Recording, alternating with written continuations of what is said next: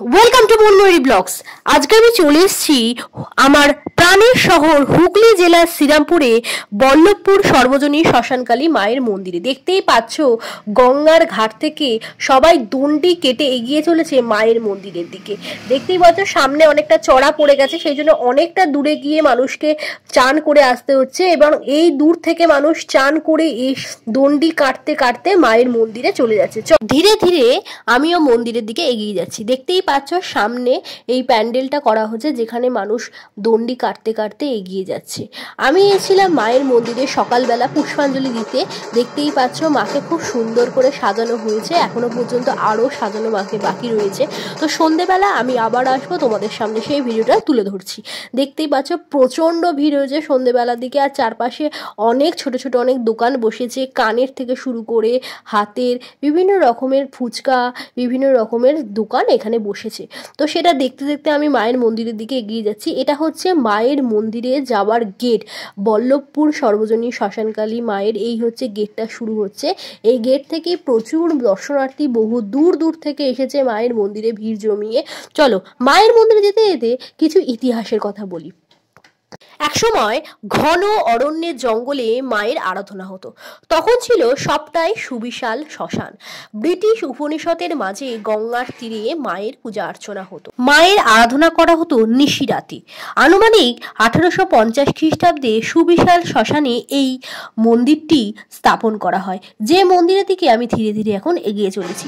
176 বছর আগে রাজেন্দ্রনাথ ভট্টাচার্য এই মন্দিরটি প্রতিষ্ঠা করেন।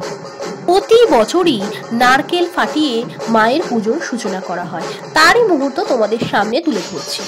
তোমরা অনেকেই ভিডিওটা দেখছো কিন্তু চ্যানেলটা সাবস্ক্রাইব করছো না। চ্যানেলটা সাবস্ক্রাইব করে বেল আইকনটা অন করে দিও। আশা করি তোমাদের পুরো ভিডিওটা খুব ভালো লাগবে, তাই ভিডিওটাকেও স্কিপ করো না। মায়ের আরাধনা তোমরা দেখতে থাকো।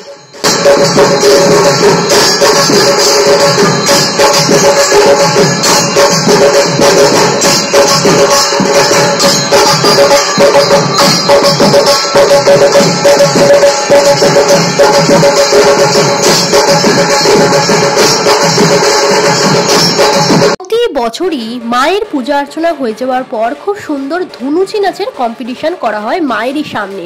তারও মুহূর্ত তোমাদের সামনে তুলে ধরছি, তাই ভিডিওটা কেউ স্কিপ করো না, প্রথম থেকে শেষ পর্যন্ত দেখতে থাকো। আশা করি তোমাদের ভিডিওটা খুব ভালো লাগবে।